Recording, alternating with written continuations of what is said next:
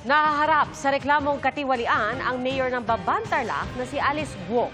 Isinampayan ng DILG kaugnay sa umano'y pagkakasangkot niya sa ni-raid na Pogo Hub sa kanyang bayan. Nakatutok si Mav Gonzalez.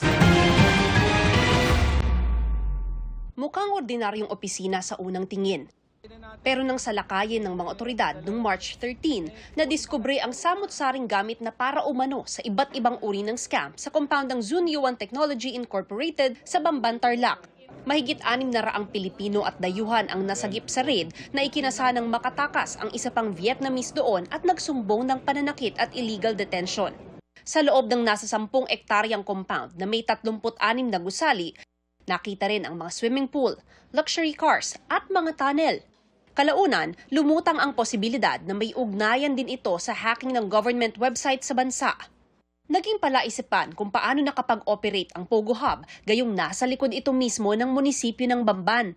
Sa investigasyon ng Presidential Anti-Organized Crime Commission, naungkat ang koneksyon dito ni Bamban Mayor Alice Guo. Bago tumakbo bilang alkalde noong 2022, si Guo raw ang nag-apply para sa Letter of No Objection para sa license to operate ng complex na dating Hongsheng Gaming Technology ang pangalan. Ang Hongsheng Gaming Technology ni-raid din noong February 2023. Lumabas ding naging incorporator si Guo ng Baofu Land Development Incorporated, ang may-ari ng lupang kinatatayuan ng ni-raid na Pogo. Nitong May 24, inireklamo ng DILG si Guo ng graft o katiwalian sa ombudsman dahil sa pagbibigay ni Guo ng business permit sa Hongsheng kahit kulang ang requirements at expired na lisensya mula sa PAGCOR. Ayon kay DILG Undersecretary Juan Victor Llamas sa panayam ng GMA Integrated News, dapat ni-revoke ni Guo ang business permit ng Hongsheng. Tiwala silang malakas ang kaso at maaaring maging basehan ng ombudsman para patawan ng alkalde ng preventive suspension. Tingin naman ni Senate Committee on Ways and Means Chairman Sherwin Gatchalian, sindikato ang nasa likod ng ni-raid na Pogo Hub at maaaring may ani ay Pogo politics na nagaganap para makalusot ang iligal nilang aktibidad. Sigurado akong sindikato ang nagpatayo noon. Malaking posibilidad yan na Pogo money ang tumakbo para magkaroon ng Pogo politics. Sa laki ng perang pumapasok, siyempre naghahanapin sila ng mga kaalyado nila.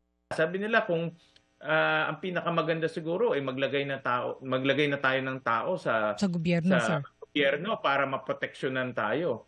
Hindi malayo 'yun, mga ganun na teorya. Sinusubukan pa naming makuhaan ng panig si Guo, pero dati na niyang itinangging sangkot siya sa operasyon ng Pogo Hub. Bagamat umami noon na dati siyang incorporator ng Baofu, nag-divest na raw siya dito bago pa tumakbo mayor noong 2022. Para sa GMA Integrated News, Mav Gonzalez, nakatutok, 24 oras. Mga kapuso, patuloy na tumutok sa mga balita. Mag-subscribe sa GMA Integrated News sa YouTube.